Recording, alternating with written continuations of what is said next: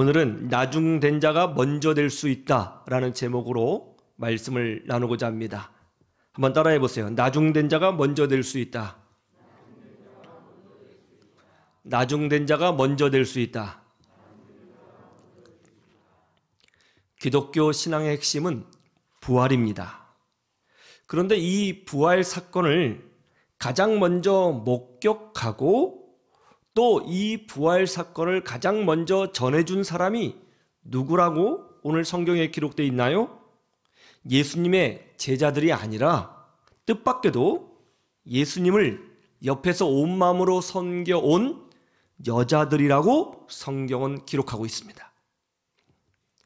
항상 나중이라고 여겨졌던 여자들이 가장 중요한 기독교 신앙의 핵심인 부활 사건의 첫 번째 증인이요. 첫 번째 전파자로 세움을 받았다는 것입니다. 나중된 자가 먼저 된 놀라운 사건이지요. 하나님 나라에서는 이와 같이 낮은 자가 높아지고 가난한 자가 부유하게 되며 나중된 자가 먼저 되고 절망이 희망이 되는 역사가 일어나게 되는 줄로 믿습니다. 여러분에게도 이런 역사가 있기를 주님의 이름으로 축원합니다. 그러면 우리는 어떻게 이와 같은 하나님 나라의 섭리와 역사를 경험하며 살 수가 있을까요? 첫 번째로 고난 중에도 영적 집중력을 잃지 말아야 한다는 것입니다. 한번 따라해 보실래요? 고난 중에도 영적 집중력을 잃지 말라. 마가복음 15장 40절에서 41절에 보면 오늘 본문의 배경이 나오는데 한번 볼까요? 40절, 41절, 15장 40절, 41절 같이 보죠. 시작. 멀리서 바라보는 여자들도 있었는데 그 중에 막달라 마리아와 또 작은 야고보와 요새의 어머니 마리아와 또 살로메가 있었으니 이들은 예수께서 갈릴리에 계실 때에 따르며 섬기던 자들이요 또 이 외에 예수와 함께 예루살렘에 올라온 여자들도 많이 있었더라. 예수님께서 십자가에 못 박혀 죽으셨습니다. 예수님께서 우리의 죄를, 인류의 죄를 아담과 하와로부터 시작해서 예수님이 재림하시는 순간까지 태어날 모든 전 인류의 죄를 대신하여 십자가에서 죽으셨습니다. 그런데 이 고난의 시기에 예수님을 섬기던 여자들은 그 자리를 떠나지 않고 끝까지 그 자리를 지켰습니다. 고난 중에도 예수님을 향한 마음, 예수님을 향한 집중력을 잃지 않았다는 것이죠. 그런데 오늘 본문 41절에 보면 이런 표현이 있죠. 이들은 예수께서 갈릴리에 계실 때에 따르며 섬기던 자들이요. 여러분, 예수님의 고향이 갈릴리였습니다. 예수님은 고향에서 제대로 대접받지 못하셨습니다. 예수님의 고향 사람들, 즉 갈릴리 사람들은 예수님을 배척했고 심지어 예수님을 따르던 사람들까지 배척하며 조롱했습니다. 이 여자들은 그런 환경에서부터 예수님을 향한 집중력을 잃지 않고 주님만 바라보고 그리고 지금 이 십자가의 현장까지 찾아와 그 자리를 지키고 있다는 것입니다. 예수님의 12 제자와 이 여인들의 차이가 바로 이것입니다. 12 제자들은 고난이 오자 주님을 놓아버리고 다 도망갔어요. 이 12명의 제자들은 성경을 읽어보면 항상 주변 사람들의 말에 신경을 쓰며 삽니다. 그러나 이 여인들은 예수님이 배척받았던 그 갈릴리에서부터 사람들이 이렇게 말하고 저렇게 말하고 했음에도 불구하고 그 현장에서부터 부활 현장에 이르기까지 주님을 향한 그 마음, 주님을 향한 영적 집중력을 잃지 않고 끝까지 그 자리를 지키고 있었다는 것입니다. 그들의 마음과 생각에는 예수 그리스도의 은혜와 말씀이 항상 채워져 있었다는 것이죠. 그 결과 어떤 일이 벌어졌습니까? 부활 소식을 가장 먼저 듣는 인류 최초의 여인들이 되었고, 그리고 그 부활 소식을 놀랍게도 제자들에게 전해주고 제자들을 가르쳐주는 전도자로 세움을 받게 되었다는 것입니다. 예전 2002년 월드컵 때에 한국이 이탈리아하고 경기를 하게 되었습니다. 그때 히딩크 감독이 이런 이야기를 해 주었다고 해요. 이탈리아 선수들은 매우 감정적이다. 그러니까 축구를 하면서 자꾸 괴롭혀라.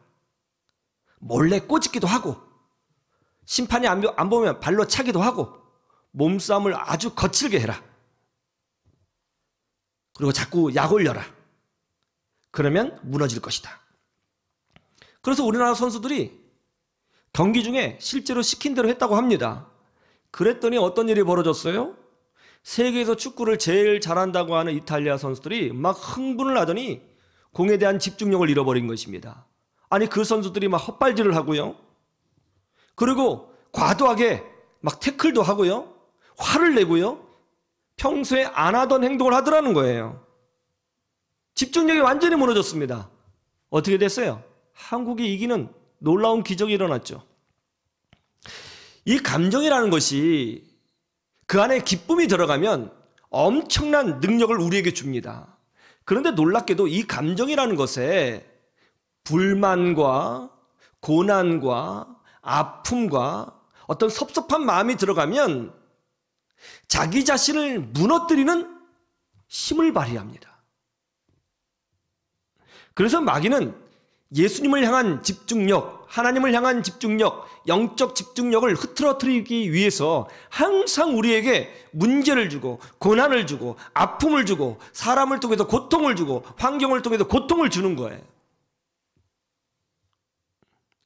사람에게 고난이 생기면 마음에 원망이 생기게 되어 있습니다. 사람이 사람에게 상처를 받으면 마음에 미움이 생깁니다. 내가 기대했던, 내가 원하던 대접을 받지 못하면 우리 마음에 섭섭한 마음이 생깁니다. 그러면 어떻게 됩니까? 하나님은 사라지고 그 마음에 끌려가게 되는 것이죠. 영적 집중력을 잃어버리게 되는 것이죠. 그래서 마귀는 늘 우리에게 왜 그러지? 왜 이런 일이 벌어졌지? 왜 이렇게 됐지? 이런 의문점을 주는 거예요. 아담과 하와를 마귀가 무너뜨릴 때 무엇을 줬습니까? 왜 그랬지? 라는 의문점을 준 거예요. 왜 그랬지? 왜 이런 일이 벌어졌지? 저 사람 왜 이러지? 하나님은 왜 나한테 이렇게 하셨지? 그러면 마음속에 사람을 향한 원망이 생기고 하나님을 향한 원망이 생기죠. 그러면 무너져요. 이탈리아 선수가 되는 거죠. 그러나 고난이 있고 사람에게로부터 공격이 있고 마음에 의심이 있어도 오직 일향 하나님만 바라보고 영적인 집중력을 잃지 않고 믿음으로 전진하면 오늘 이 여인들과 같이 나중된 자가 먼저 되는 기적을 체험하게 되는 줄로 믿으시기를 주님의 이름으로 축원합니다. 토끼와 거북이가 달리기 시작을 했습니다. 토끼는 느림보 거북이에게 가서 이야기했습니다. 우리 달리기 경주하자. 저 위에 동산 가운데 있는 나무까지 누가 먼저 빨리 가는지 경주하자. 해보나 마나 하는 게임이죠. 그럼에도 불구하고 거북이는 하자고 했습니다. 경기가 시작됐습니다. 당연히 토끼가 빨리 달리죠. 쌩 하고 달려갔습니다. 한참은 달리고 나서 뒤를 돌아보니까 거북이가 출발점에서 몇 미터 벗어나지 못한 거예요. 그때 토끼가 거북이를 보면서 조롱합니다. 야, 이 느림목 거북이야. 내가 경기하자고 해서 진짜 경기하냐? 너 바보냐? 너 멍충이냐? 이 게임은 하나만아야. 너는 이렇게 생각이 없어. 네가 아무리 달려봐도 절대 나를 못 이겨. 내가 여기다 한숨 자도 너는 못 이길걸? 가진 말로 조롱하고 약을 올립니다. 그러고 나서 정말 그 자리에서 한숨 잠을 잔 거예요.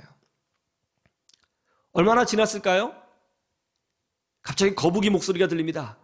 내가 이겼다! 내가 이겼다! 내가 여기까지 왔어! 토끼가 깜짝 놀라 눈을 뜨죠.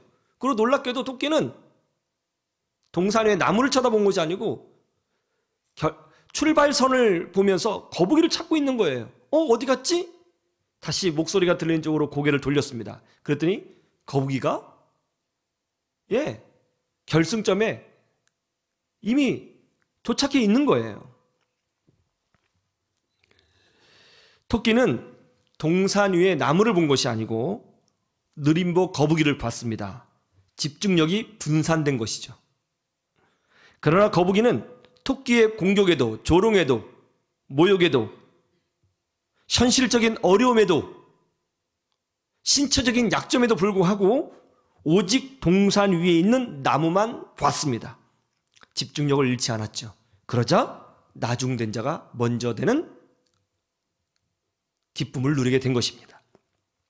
여러분, 고난이 오고 문제가 오고 또 아픔이 있다가 하더라도 골고다 언덕에 있는 나무 십자가, 그 십자가만 바라보며 믿음으로 전진하시기를 주님의 이름으로 축원합니다. 사람들에게 집중력을 빼앗기지 마세요. 현실 문제 앞에 집중력을 빼앗기지 마십시오. 오직 하나님만 바라보시고 믿음으로 전진하십시오. 그러면 낮은 자를 높이시고 가난한 자를 부유하게 하시며 낮은 자를 먼저 세우시는 하나님의 은혜를 반드시 삶 가운데 경험하게 될 것입니다. 그렇게 되기를 주님의 이름으로 축원합니다. 두 번째, 축복 중에도 집중력을 잃지 말아야 한다는 것입니다. 한번 따라해 보세요. 축복 중에도 집중력을 잃지 말라.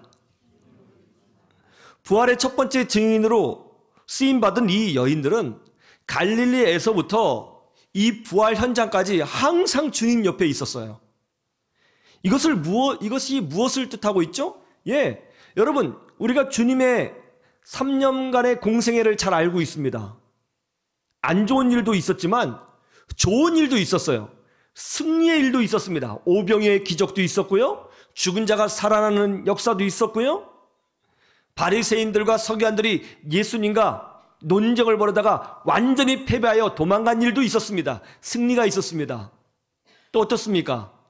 예수님께서 예루살렘 성에 들어가실 때에 수많은 군중들이 와서 호산나 주의 이름으로 오시는 이여 하면서 종려 나무가지를 흔들면서 주님을 환영했습니다. 얼마나 기분이 좋았을까요? 야, 역시 내가 섬기는 우리 주님이 이런 분이셔. 얼마나 행복했을까요?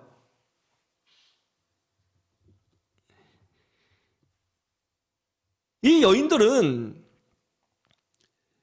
좋은 일이 있었을 때이든지 주님에게 안 좋은 일이 있었을 때이든지 변함이 없습니다. 갈릴리에서부터 부활 현장까지 그 자리를 지켰어요.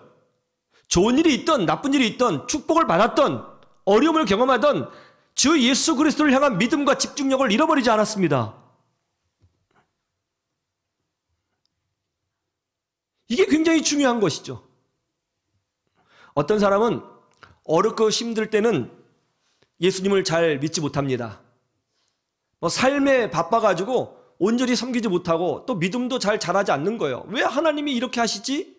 그런데 이상하게도 하나님께서 물질을 주시고 또 삶에 복을 주시면 정말 신앙생활 잘하는 분이 있어요. 그런데 또 반대로 어려울 때는 그렇게 신앙생활을 잘하고 기도하고 잘 섬기더니 하나님께서 복을 주시면 신앙이 점점 떨어지는 사람들이 있더라고요.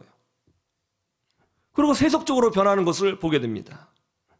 여러분, 우리는 고난을 받을 때이든지 또 축복을 받을 때이든지 변함없이 영적인 집중력을 발휘하여 오직 믿음으로 전진해야 될 줄로 믿습니다. 어떤 집사님께서 얼마 전에 제게 전화를 했습니다. 오래전에 알았던 집사님이었습니다. 급성 폐혈증에 걸렸다고 하면서 기도 부탁을 했습니다. 이분은 전에 참 어렵게 살았던 분이었습니다. 그런데 사업이 잘 돼가지고 정말 큰 부자가 되었습니다. 강남에 아파트가 여러 채가 있게 되었습니다. 부동산으로 돈을 많이 벌었습니다. 그런데 이렇게 물질이 생기니까 좀 변하기 시작하는 거예요.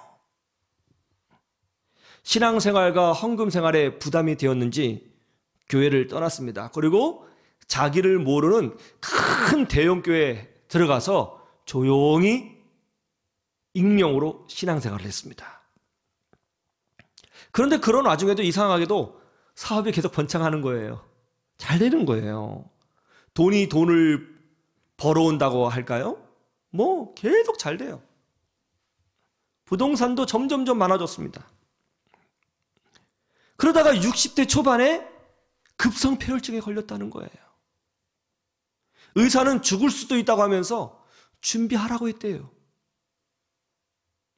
제가 그 말을 들으니까 가슴이 먹먹해졌습니다. 아니, 하나님께서 그렇게 축복해 주실 때에 그 짧은 인생인데 그때 하나님을 더 잘 섬겼더라면, 정말 교회를 더 잘 섬겼더라면, 가난한 사람 좀 도와주고 다음 세대를 위하여 헌신을 했더라면 얼마나 좋았을까. 이게 뭔가 정말 기도 부탁을 받는데요, 너무너무 안타깝더라고요.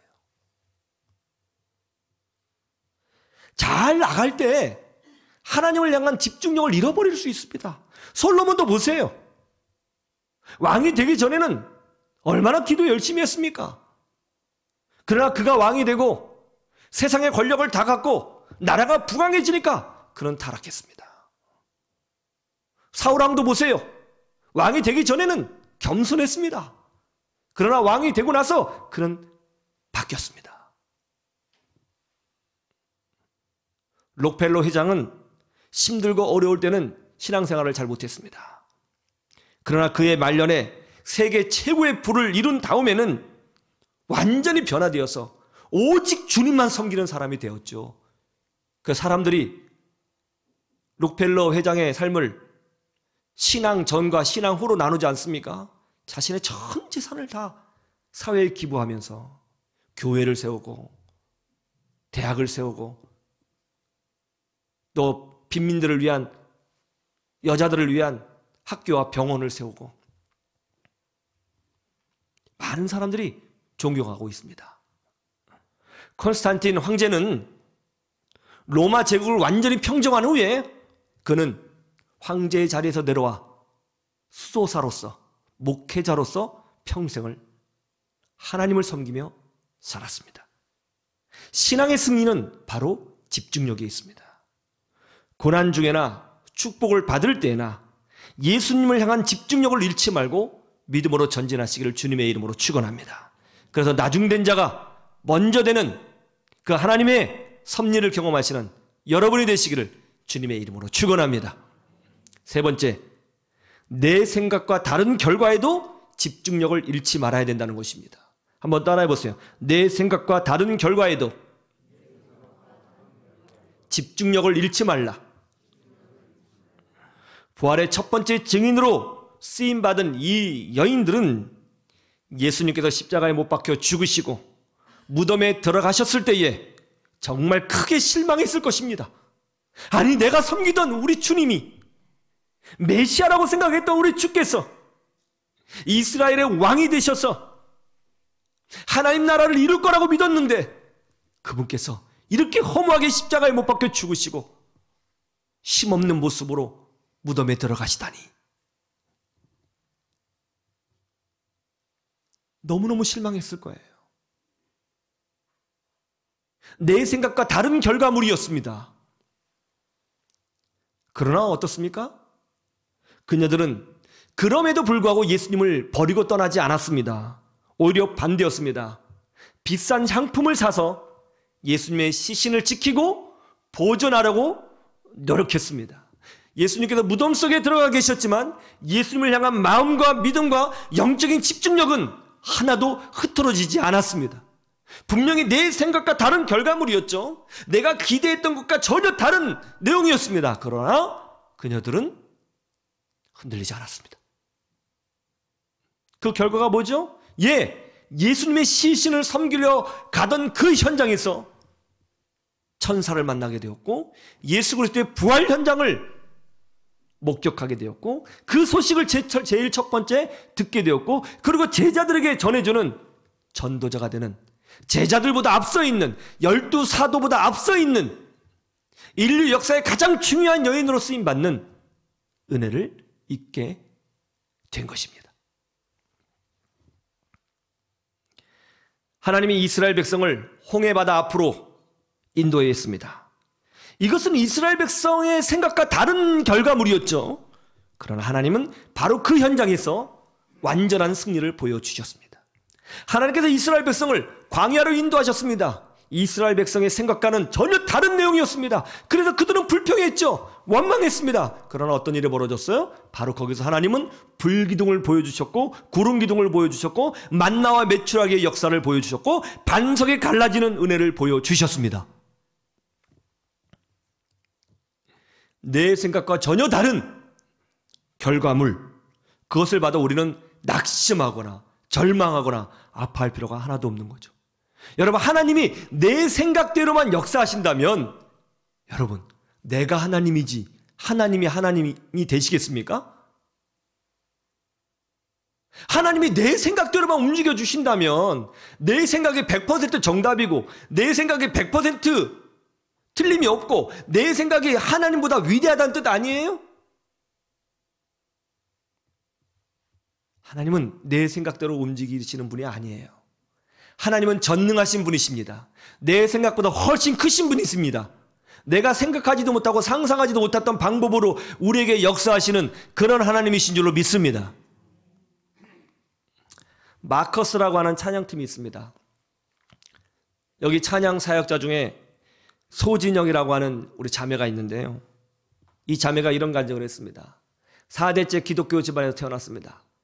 정말 나쁜 짓 하나 안 하고 아주 견실하게 신앙생활을 잘하고 이제 음악 공부를 하고 찬양팀에서 찬양 사역으로 하나님을 섬기게 되었습니다.